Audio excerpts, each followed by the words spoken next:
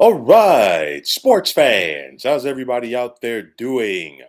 William Martin coming at you one more time here on YouTube with another edition of the 300 Pounds of Sports Knowledge Podcast.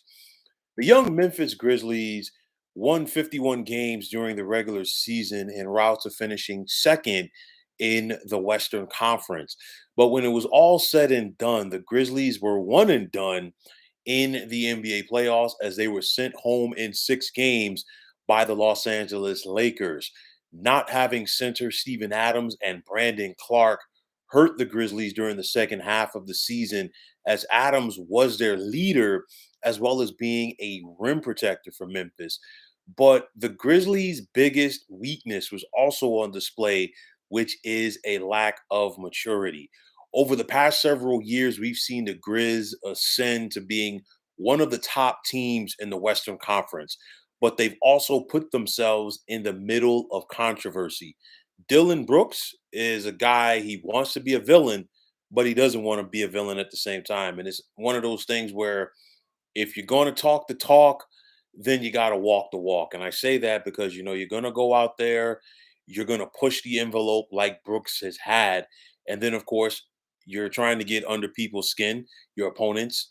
And you know what? Sometimes they're going to bark back. And it's not just barking back, there's going to be physical confrontations. And then also, you're going to go out there and talk your talk, talking about how you feel about LeBron James trying to get under his skin. But at the end of the day, when you lose, you've got to sit up there and you got to face the media. You can't just walk out and not have anything to say. You can't just be a team that, you want to go out there and clamor for the cameras when things are going your way.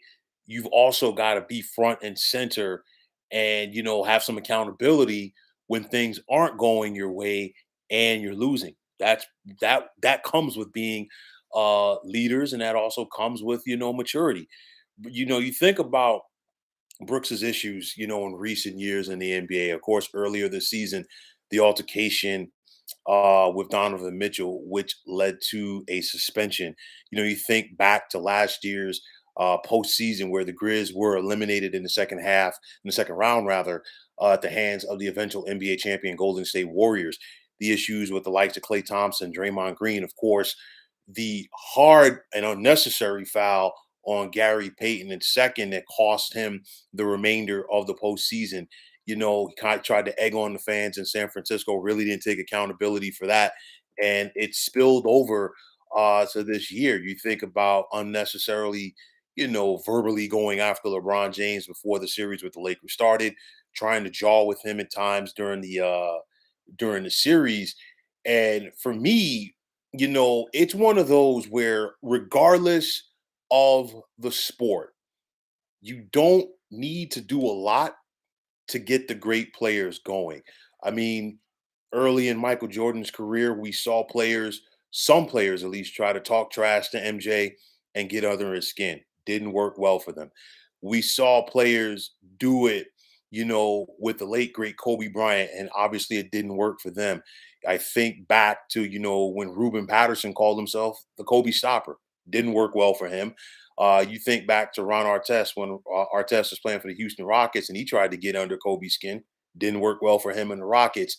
There's just some guys. Obviously, LeBron is not a guy who's going to play with that quote unquote chip on the shoulder, if you will, all of the time.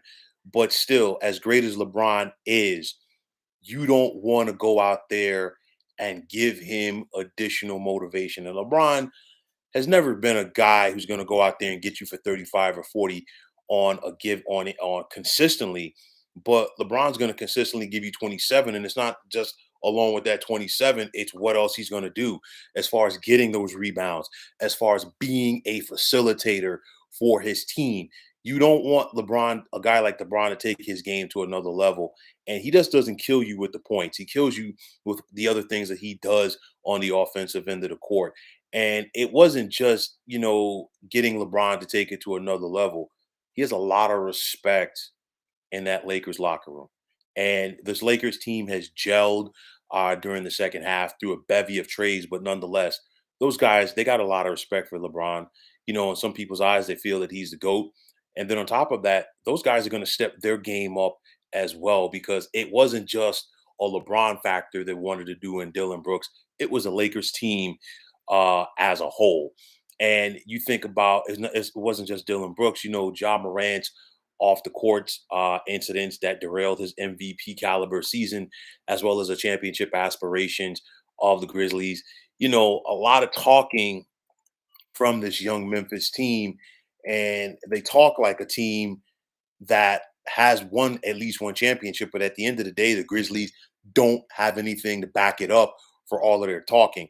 Last time I checked, the NBA does not hand out trophies for winning 50 games in the regular season.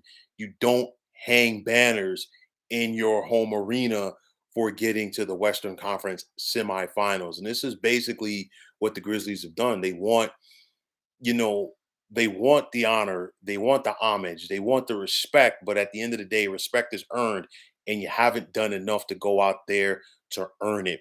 So for the Grizzlies, what do they need to do in order to take that next step as a team?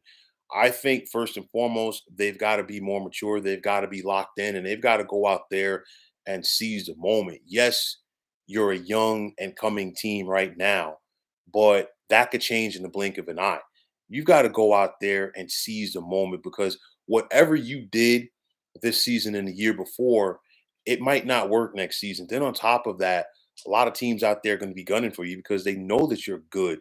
So it's one of those where if you're the Memphis Grizzlies, plain and simple, you got to go out there and seize the moment. Dylan Brooks is slated to be a free agent now. Will the Grizzlies re-sign him? I think they will because you look at it, Brooks is a solid player, and he's a solid player for what the Memphis Grizzlies are trying to do. But I will say this as well: if Dylan Brooks doesn't watch out, he's going to be a guy that's out of the NBA in about 4 or 5 years. And I say that from the standpoint that, you know what? He's pushing the envelope. He's pushing the envelope. He's pushing the envelope. Something could happen where, you know what? The NBA could just be like, you know what? We're done with you. Whether it's a fight, whether, the physicality that he's playing with leads to consistent fights and consistent pushback from opponents, it might be a scenario where you know what he could be playing his way out of the league. We've seen a guy who had more than 16 technical fouls during the regular season. Obviously, once you get to the 16th technical, each technical after that, carries a 1 game suspension. And in hearing Brooks talk, there really wasn't a lot of accountability from him. Good player, but at some point you simply have to grow up. Will Desmond Bain get his long-term deal? And you're talking about a guy like Desmond Bain. Memphis has a team option for him next year where he's supposed to earn just south of $4 million. Obviously, Desmond Bain has been a quality player for the Memphis Grizzlies, and if they allow him to test free agency, somebody is going to give this young man a lot of money.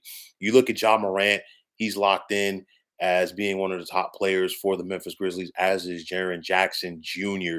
But again, the maturity aspect, this team has to go out there, seize the moment, be a little bit more hungry, and do all of the little things necessary to not only take yourself to a next level, but also become a championship team.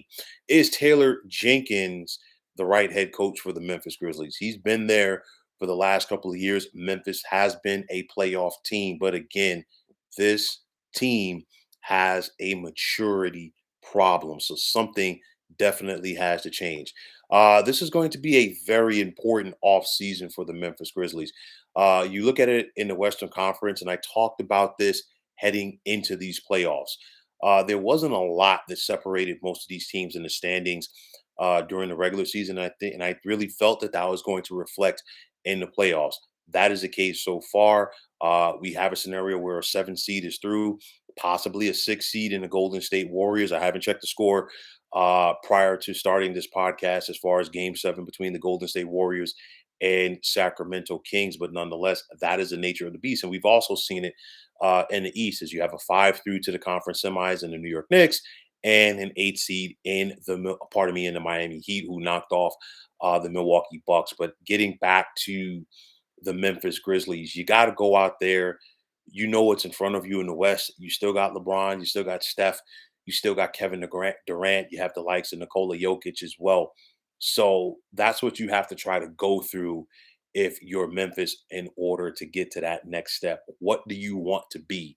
Do you want to be a team that, you know what, has the potential, or do you want to be a team that has lived up to its potential and then some?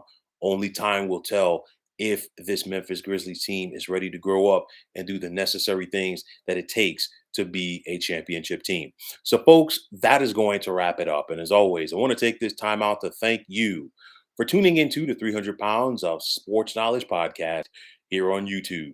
I want to take this time out to thank all of you fine folks out there for tuning in. And if you have not already, please feel free to subscribe to this channel.